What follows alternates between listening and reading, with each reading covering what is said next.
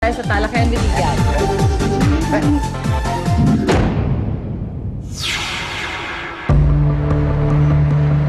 Taon-taon, nasa mahigit 26 na bilyong piso ang pinapasok na pera ng Philippine Amusement and Gaming Corporation o PAGCOR sa bansa. Pumapangatlo ito sa mga ahensya na may pinakamalaking kita, kasunod ang Bureau of Internal Revenue at Bureau of Customs. Pero kamakailan, hiniling ng dating opisyal ng Catholic Bishops' Conference of the Philippines o CBCP na buwagin ang bagong administrasyon ng PAGCOR. Ang pagsugal umano ay kahalintulad ng korupsyon at kung mananatili umano ang PAGCOR, hindi maaabot ang layo ng bagong administrasyon na labanan ng korupsyon. Daw na nang sinabi ng Malacanang na maring tinututulan ni Pangulo Aquino na gawing legal ang weteng. Ano nga ba ang dapat maging posisyon ng bagong administrasyon sa isyong ito? Yan ang ating tatalakayin ngayon. Para pag-usapan po, makasama natin ngayong umaga si Archbishop Oscar Cruz. At nasa linya naman ng telepono si Atty. Jay Santiago, tagapagsalita po ng Philippine Amusement and Gaming Corporation of PAGCOR. Good morning, Bishop. Good morning po. Jay, good morning.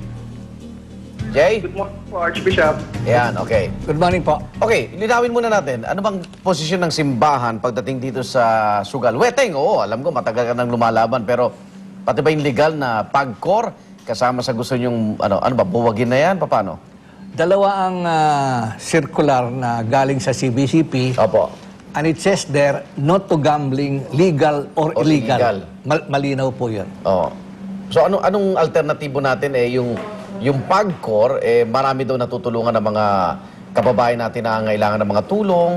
Pero marami din pong nasasaktan sa PAGCOR, nasisira ang pamilya, nagiging addict yung mga nagsusugal at saka yung pong mga marami pong halimbawa, nasaan si Bentayin? Ikalawa, sinong pamatay kay Nida Blanca? Ikatlo, ano masasabi nila sa resident COA nila?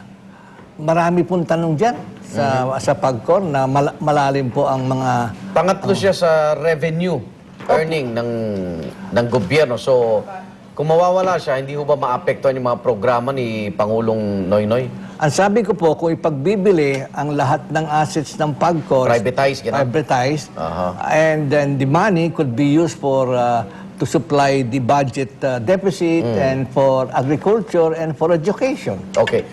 Jay, pangatlo kayo sa sinasabing malaki ang kita no, na naipapasok sa kaban ng bayan. So, tuwing may bagong administrasyon, laging napag-iinitan itong PAGCOR, no? So, anong posisyon nyo dito sa circular ng CBCP na no to legal at illegal gambling? Arnold, kasi I think yung posisyon naman ni Presidente Aquino tungkol doon sa mga illegal na pasugal, talagang bawal yan, talagang hindi ito tolerate yan. Ngayon, doon sa sinasabi ni Archbishop Cruz regarding doon sa pagpa-privatize ng PAGCOR, pagbebenta ng mga ari-arian ng PAGCOR, isa yan sa mga kinukonsidera ni Presidente Aquino, no? Kasi kung susuriin natin ngayon, karamihan sa mga operasyong pasugal ngayon na minomonitor ng PAGCOR, karamihan pag-aari na din naman ng mga pribadong individual, ano? May mga... Parang kayo lang nagbibigay ng franchise, ganon. Yes, oo. Pero kung susuriin natin yung istruktura na ginawa nila ngayon ng nakaraang administrasyon sa pamamahagi ng mga prangkisa o ng mga lisensya, dadating tayo sa panahon na talagang ang PAGCOR hindi na aabot na hindi na siya ang mag-ooperate ng mga pasugalan. Okay. Kaya lang, yung istrukturang ginawa nila, hindi ito yung privatisasyon na iniisip ni Presidente Aquino dahil sa pagpa-privatize na ginawa, essentially sa pamimigay ng mga lisensya at prangkisa, walang gaanong malaking pera naman na pumapasok sa gobyerno para makatulong doon sa mga mahihirap at para matustusan yung mga proyekto.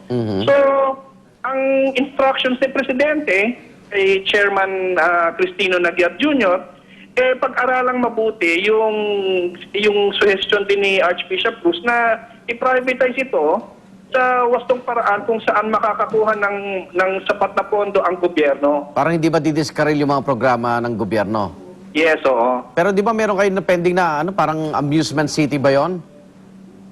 Yes, oo. Yung Entertainment City. Entertainment City. Isa yung paano ma-maximize yung opportunity for for fundraising dyan ng gobyerno, Arnold.